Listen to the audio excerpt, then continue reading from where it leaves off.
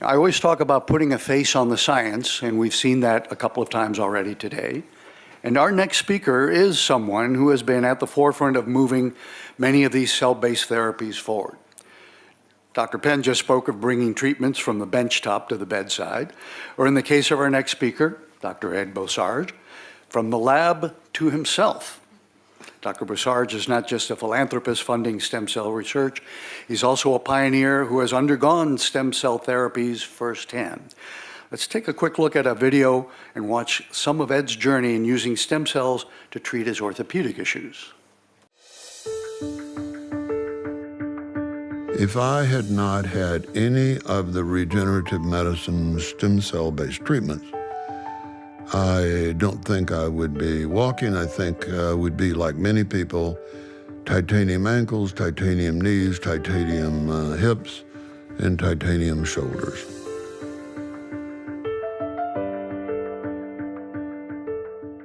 The more I walked, the more I noticed that my knees were painful. So I took some x-rays, and the doctor said, "I'm sorry, but you are wearing out your cartilage, and you're the perfect candidate for knee replacement."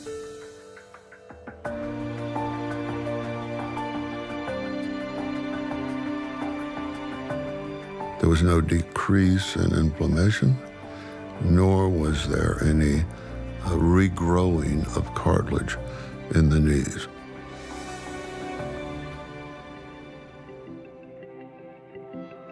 It was a very tough case because it wasn't a bone-on-bone situation. There were literally no meniscus anymore. There were huge effusions in the knee joint. If you look at the before image in the blue circle, you see this white spot, which indicates missing blood supply. This is a bone cyst. This is creating pain. If you look at the green circle, this is a torn, overload meniscus. It's pushed out of the joint. And in the yellow circle, you only see a white area, which is indication of inflammation and no good tissue or healthy tissue around. When we add stem cells, we lower the inflammation. We take away the pain, and we take it away in a way medication, drugs, non-steroids never ever can do it. The stem cells can come in and heal the soft tissue like the meniscus and the cartilage. And if we give it IV, it also heals from inside by the bone. I would say within 2 weeks, I was walking normally a block. And 3 months after that, I went to the U.S. pheasant hunting, and I think we walked 5 or 6 miles, and everything was fine. There was no pain. The result I saw 10 months later when he came back to see me again was astonishing. In the after image, in the blue circle, there is complete bone. The bone cyst is gone. It looks like normal bone. If you look on the green circle, the triangle, which indicates the meniscus, is much stronger. And in the yellow circle, the white disappeared. It's a smooth lining, so the inflammation has gone, and it has been replaced by some tissue, most probably cartilage. If I would have told this on an orthopedic convention until that point, no one would believe it. They would say meniscus can't grow back.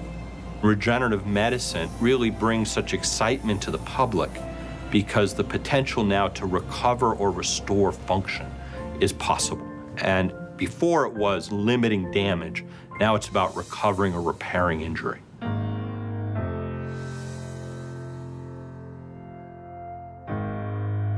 I think it's because Ed is tall and he is a very active person. The fusion did not really heal, so it didn't become stable. He said he could fix the entire thing with stem cells if I were putting the right orthotics underneath it to hold it in position. We did this, and the result has been the same as it was in the knee. In the before picture, in the circle, you see two bones which are not connected to each other, and there's a small gray-black line showing that These are two separated pieces of bone, and if they touch each other, this creates pain and inflammation. In the after-treatment picture in the circle, we see that in the lower part, the two bones are connected to each other, and just a small piece is still missing for the reunion, but in general, it became one bone block and therefore not creating any more pain. Within 3 months of that, I could walk with a bounce and I could run. Dr. Ed Bozarth. So Ed, let's start out with, you were obviously a very active guy, but these orthopedic issues really were impacting your ability to do what? What kinds of things were you doing and then not able to do? Well, the orthopedic issues were, they started in my ankles and my knees and eventually in my shoulders. So the osteoarthritis was pretty well in all my joints. And I found that stem cells really did a good job. First, it's all needle-based therapy. So the idea was, if I went to, I got a quote from Methodist Hospital in Houston to put in, I wanted to put stem cells in my knees. And they said, we can use PRP, but we can't use stem cells. And we'll put you 2 titanium knees in, and that's $340,000.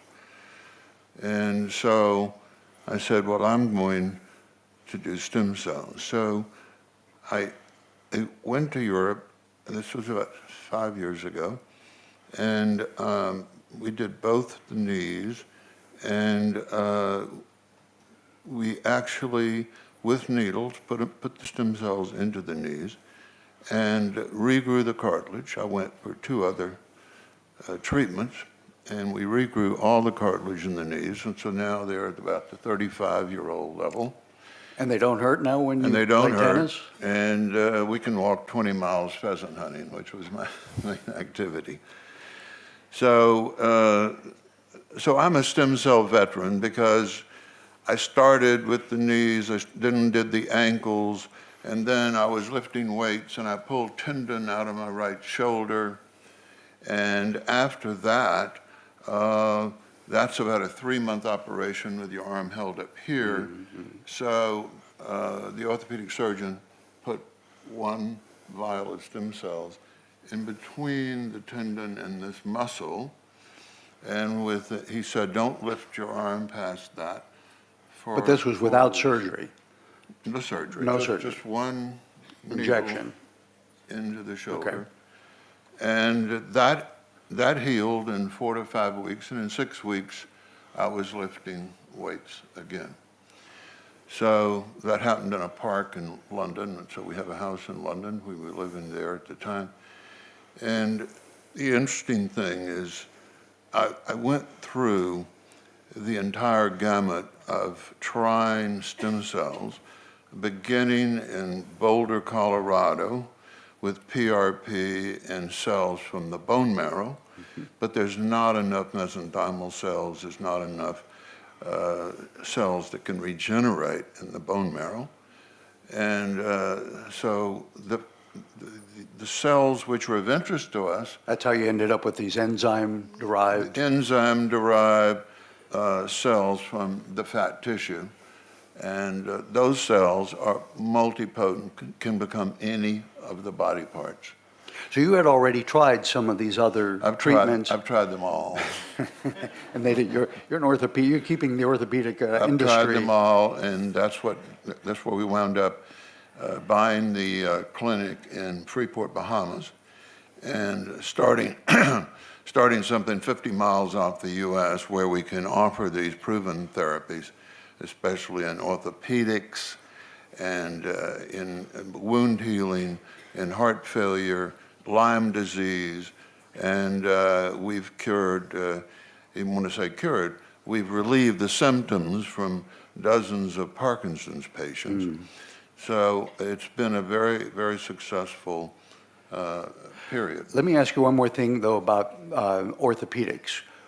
What would your recommendation be that a patient having some of these issues try, do the incremental approach of trying PRP and some other different types of stem cell approaches, or go right to this version that you've been using? I would say that they don't need to go through the painful experimentation of finding out what doesn't work that I did. You go right to the best cell there is. That's your own autologous stem cells.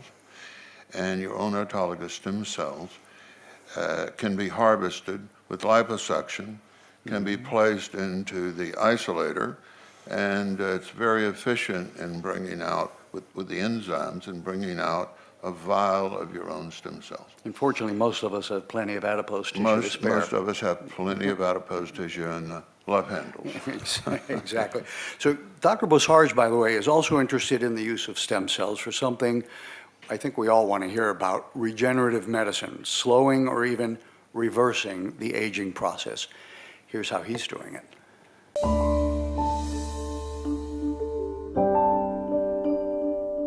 I did that because my mother at age 75 began serious problems with recall.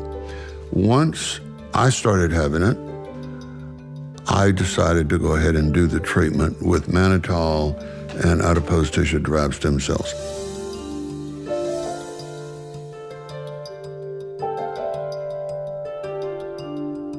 So I took the treatment. I didn't experience anything for 5 weeks. But in the 6th week, I was sitting with my son and my daughter, and we were talking about various events in the past. 5 years ago, 3 years ago in Maine, we were here. And they could talk about an event and about the person, who he looked like, and I could stay right with them on remembering the name. And so they're in their 50s and I'm 78, and I could be just as sharp as they were.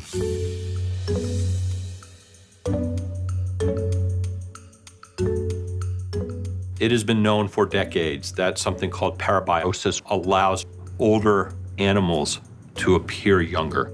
If you take an old mouse and a young mouse and you sew them together so they develop a common blood supply, what's been observed is that the immune system of the older mouse becomes more active. We have now extended that to where we take stem cells from a young person and co-cultures them with stem cells from an old person or the patient. Over a week's time, the old stem cells become quote unquote restored.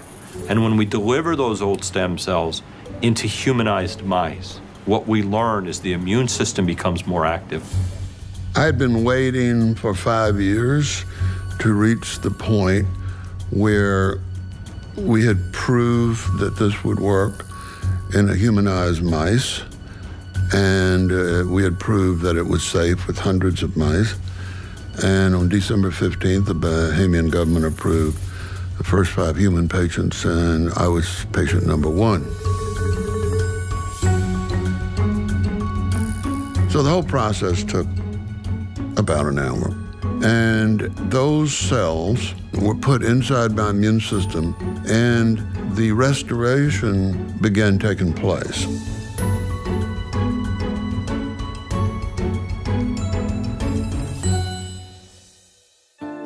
My belief is this is going to turn out to be a primary treatment for restoration of the human immune system, and it's going to have a dramatic effect on our healthcare system, and it's one way for us to solve the burgeoning healthcare cost, not only in the Western world, but all across the world, and make this available to the masses.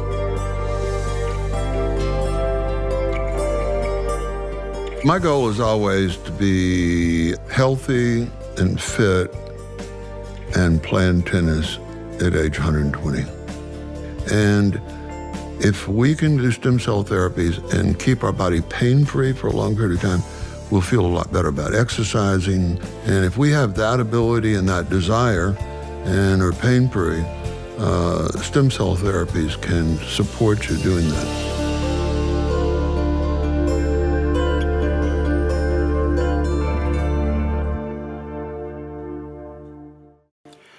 Fascinating. So I, for one, am glad you didn't have to get sewn to a young person so that you could share your blood supply. But tell me now, when you receive the stem cell infusion, you talked first about doing it for the cognitive effect using mannitol, and then there's the were those separate infusions? So the first infusion was the adipose tissue-derived stem cells from the fat tissue. So those were largely mesenchymal stem cells, endothelial cells.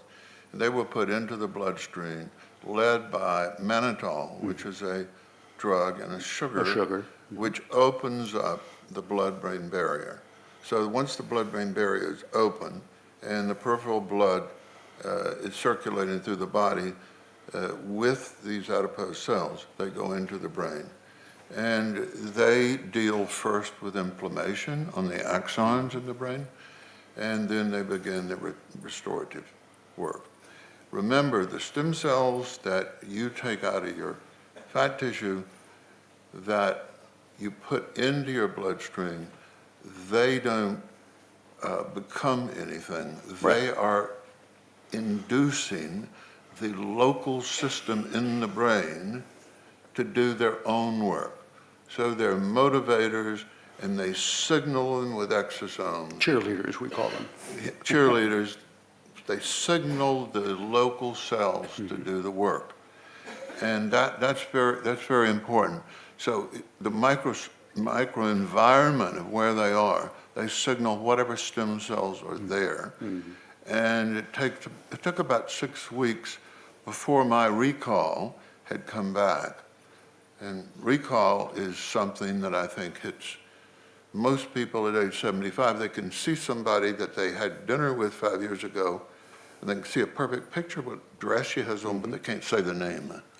I tell people I still have a photographic memory. I just don't have same-day service anymore. But eventually I'll recall it, but it might be sometime in the middle of the night before I come up with that name to match that face. Exactly. So the results have been, we say, durable, lasting now, or have you repeated treatments? They've been durable in terms of the recall. Okay. That's the same treatment, by the way, we use for Parkinson's. And that particular treatment for Parkinson's has been pretty phenomenal with people with Parkinson's for 10 years that come using the mannitol. And I think the doctors here that follows these patients and will tell you that on the 11th day, they keep a diary. Many of these Parkinson's patients will tell you that's the day the symptoms went away. And some of these are severe Parkinson's symptoms like this. Sure. But you've noted the improvements have lasted. The improvements in recall have remained. Now, regarding my treatment on December 15th, which was the anti-aging treatment. So this was just 4 months ago. Yes. The 15 weeks were up April the 3rd, and that's when we did blood tests all along the way, and that's what Mark presented earlier in his presentation. We've since done 3 patients, two are in the room, and these patients, in my case, my gene expression after this period of time of 15 weeks, my gene expression, which was all done at Rutgers University in their laboratory there, was equivalent to a 27-year-old woman who was there who did her gene expression beside mine. So there is this tremendous impact on restoration of your immune system, which means much higher killer T cells, much higher natural killer cells, and restoration of the myeloid-lymphoid ratio down to a level of a 32-year-old person. I know you're a big student, if you will, of the healthcare system and where it's going, what the implications are, and what we can do to implement these things that make it beneficial for the healthcare system. How do you see these kinds of stem cell therapies being used as a therapeutic strategy that will actually improve and help our healthcare system here? Well, I think the fact that we have to do this offshore in the Bahamas under a regime of the Stem Cell Ethics Committee there, which is staffed by a dozen top doctors from the United States, and use a CRO. We're doing it properly under FDA standards, but we can do it quickly and get through 50, 100 patients and then build an insurance model. And we have opened Okeanos #1, and we've opened in Kiev. We'll be opening in Tokyo. We'll be opening in all jurisdictions that were like the FDA in 1962, which was safety only. And so But let's say we get to that point where we're able we to will have to implement. we will have to have insurance company coverage worldwide for this to allow access to everyone that wants to. And what are the implications then, though? The implications are dramatic for the obviously, if you can extend your life by 25 years, and the goal of all this, of course, is extend your life 25 years and more, but extend your health span to equal your lifespan. So we call it the Seagull Project. So the seagull is an animal whose lifespan equals his health span. So on the last dive of that seagull to get a fish, he dies on that dive. So he was functional until the day he dies. Human beings aren't that way. The last 10 years they may be in a home. The last 20 years they've lost their mobility, problems of that sort. So the goal of the anti-aging part is to take care of the immune system so that your killer T cells and your NK cells stay at the age of a 30-year-old, 32-year-olds do not get cancer statistically, et cetera, and use regenerative medicine, which you've heard a lot about today here, for all the various diseases, to keep the rest of the body, which is age in its normal rate, in good shape.